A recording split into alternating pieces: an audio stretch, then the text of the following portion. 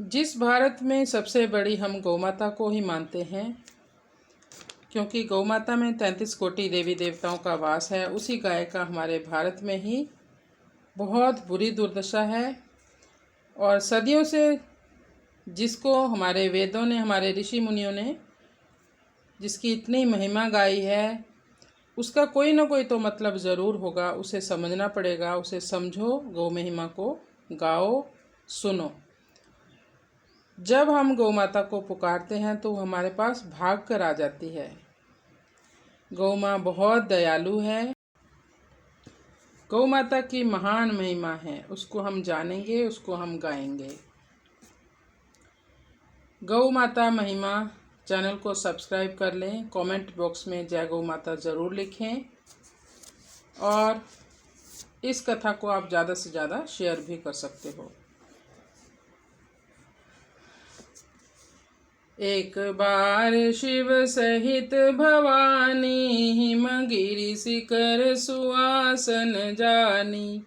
मुख प्रसन्न तन भूति रमाए, बाम अंग हर शिवा बिठाए। ब्याल काल गल अरु मृग छाला, सनमुख विष हलाल प्याला। नंदी बंदी प्रदक्षिण कीनो, बरद हस्त अभय तहि दीनो। पूछऊँ तात बात कहूँ सारी, कारण काह सोच भई भारी। कहु नंदी सुन सोच विमोचन, हे त्रिपुरारी मनोहर लोचन।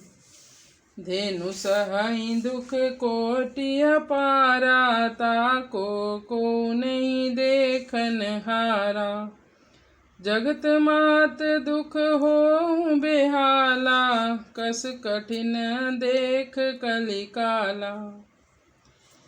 एक समय भगवान शंकर भवानी के साथ हिमालय के शिखर पर विराजमान है। मुख प्रसन्न है, सारे शरीर पर भस्म लगी हुई है। बाईं ओर शिवजी ने पार्वती को बिठा रखा है। काल रूपी सर्प को गले में डाले हुए, शरीर पर मृग चरम पहने हुए, सामने हलाहल विष का प्याला रखे हुए ऐसे भगवान शिव की नंदी ने प्रदक्षिणा की एवं शिव ने उनको अभय वरदान दिया। शिव ने नंदी को कहा, हे तात, तुम चिंतित क्यों हो? सारी बात हमें बताओ। नंदी बोले, हे सोच मिटाने वाले त्रिपुरारी, हे भोलेनाथ सुंदर नेत्र वाले, सुनो। इस कलयुग में गौ माता सबसे ज़्यादा दुख सहन कर रही है। करोड़ों दुख सहन कर रही है। जहाँ गौ दुखी है वही कलयुग है। संसार की माता दुख से बेहाल है। इस कठिन काल को पहचानो। आदि छंद गायत्री बखानी, गुप्त मंत्र रखी गुप्त कहानी। महिमा रहित दीन पशु जाना, तुरत दिए ऋषि खोरी खजाना। गायत्री सबसे पहला छंद है एवं गायत्री आदि मंत्र है। गाय अमूल्य संपदा है। यह समझकर इस गौ कथा को, जो कि सबसे पुरानी कथा है, हमारे वेदों में गाई गई है, ऋषियों ने इसको गुप्त रखा था, जिससे कथा के अभाव में गौ महिमा को ना जानने के कारण गौ का तिरस्कार होने लगा। ये तो धन्य है हमारे गोपाल मणि जी महाराज, जिन्होंने धेनु मानस जैसा ग्रंथ हमें दे दिया और जन जन तक गौ कथा पहुँच पाई। और उन्होंने हर जगह, हर जिला में जा जाकर गोष्ठियाँ की। इससे लोगों में बहुत ज़्यादा गौ भक्ति बढ़ी है। फिर भी गौ माता का इतना कत्ल हो रहा है, इतना उसको मारा जा रहा है। अभी भी भारत नंबर 1 है जहाँ से हमारे गौ मांस का एक्सपोर्ट होता है बाकी देशों के लिए। तो इतना गोपाल मणि जी ने इसका प्रचार किया, फिर भी ये दशा है हमारी गौ की। क्योंकि जिसका प्रचार उसकी कीमत, इसलिए गुप्त गौ कथा एवं गुप्त गायत्री मंत्र को ऋषियों ने हिमालय में इस रहस्य को खोल दिया, जो कि आपके सामने धेनु मानस के रूप में है। इस दुर्लभ ग्रंथ को पहचान लो और गौ माता को पहचानो। ममता में जो मात है, असुर देखे उमास। धरा सुखी नहीं हो भई, निकसी जो दुख सांस। जय गौ माँ, जय गोपाल। जब तक हमारी ममता स्वरूप हमारी गौ माता दुखी है, उसके शरीर के मांस को जो खाने वाले लोग हैं, जो उतावले हैं, उसको वही असुर हैं। जब तक उस माता की दुख भरी श्वास निकल रही है तब तक पृथ्वी सुखी नहीं हो सकती। सुनहु नाथ सेवक मैं तोरा, तुम ही छाड़ी के ही करहु निहोरा। अपनी पीर बोलन यह आई, जगत वंद्य गौ सबकी माई। नंदी बोले, हे नाथ, मैं आपका सेवक हूँ प्रभु, आपको छोड़कर किससे प्रार्थना करूँ। यह गौ माता अपनी पीड़ा सुनाने आई है, जो सारे जगत की पूजनीय और सबकी माँ है। और आपको भी जो नंदी स्वरूप में इन्होंने दिया है वो भी मेरी माँ की ही कृपा से आपको मिला है। कृपा सिंधु शिव ऑर्डर दानी, कहूँ धेनु निज कथा बखानी। हे वृषवाहन शंभु पुरारी, कठिन काल गति की मैं मारी।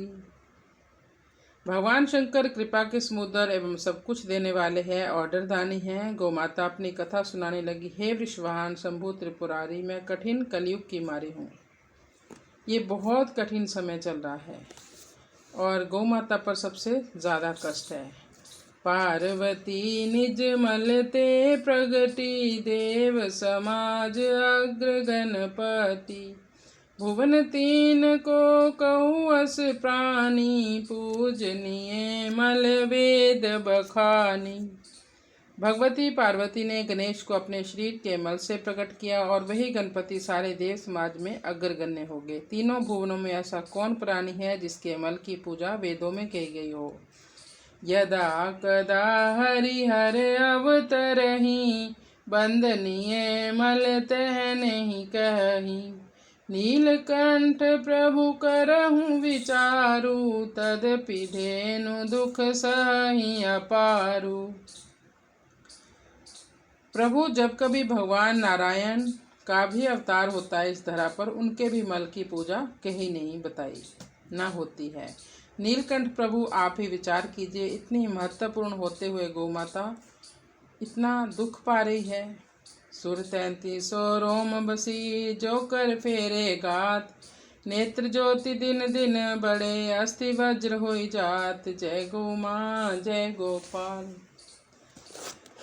जिसके रोम रोम में 33 कोटि देवी देवता वास करते हों, जो व्यक्ति प्रतिदिन गौ माता के शरीर पर हाथ फेरता है, उसकी नेत्र ज्योति बढ़ती है, शरीर की अस्थि वज्र में हो जाती है। जो उसके दूध का पान करता है, जिसका प्रमाण दधीचि ऋषि हैं।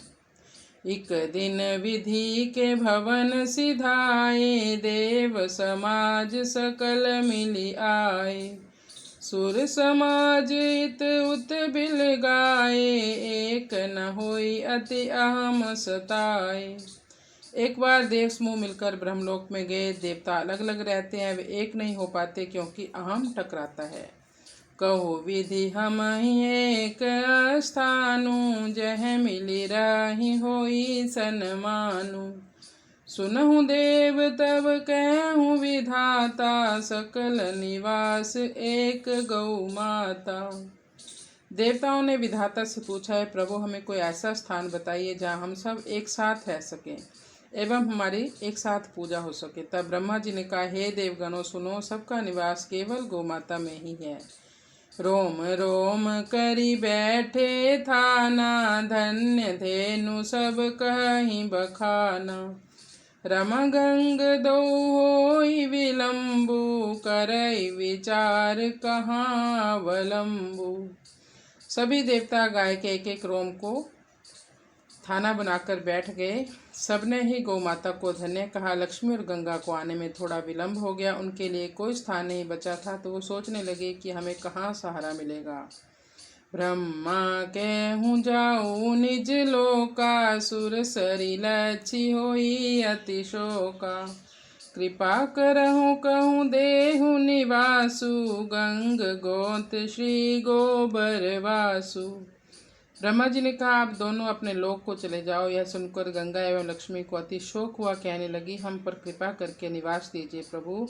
तब गौ माता ने गंगा को गौमूत्र में एवं लक्ष्मी जी को गोबर में निवास दे दिया। सूर समूह एक करी तब प्रताप गौ मात, ते कारण यही जगत में करे असुर गौघात। जय गौ माँ जय गोपाल। देवताओं को इकट्ठा करने वाली शक्ति गौ माता में ही है। केवल गौ का प्रताप ही देवताओं को इकट्ठा कर सकता है। इसलिए इस संसार में असुर लोग गौ हत्या करते हैं, जिससे देवता इकट्ठे ना हो सके। सुनत शंभु भरी बारी विलोचन, केहि विधि होई सुरभि दुख मोचन। प्रथम उपाय धेनु गुण गाना, गाम गाम पुर नगर बखाना।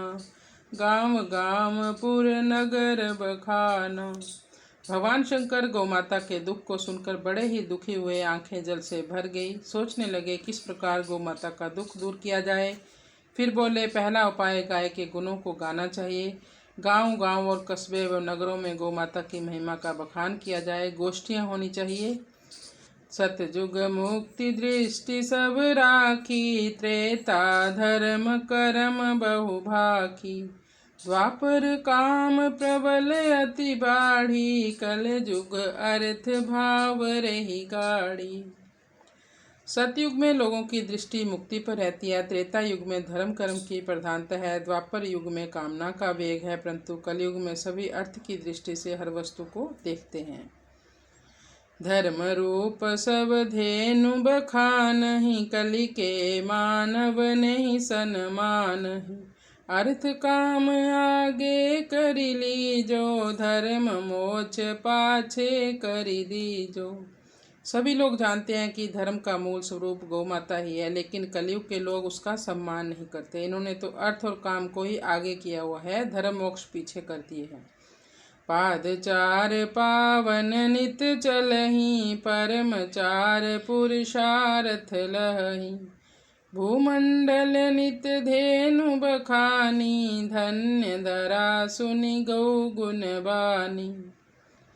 जय गौ माँ जय जय गोपाल। गाय के 4 पैर, धर्म के 4 पाद, सत्य सोच तप और दान है। इनको गौ माता ही चलाती है, और जो गौ के साथ चलता है उसी को मनुष्य जीवन के 4 पुरुषार्थ धर्म अर्थ काम मोक्ष की प्राप्ति होती है। भूमंडल पर नित्य गौ का बखान हो।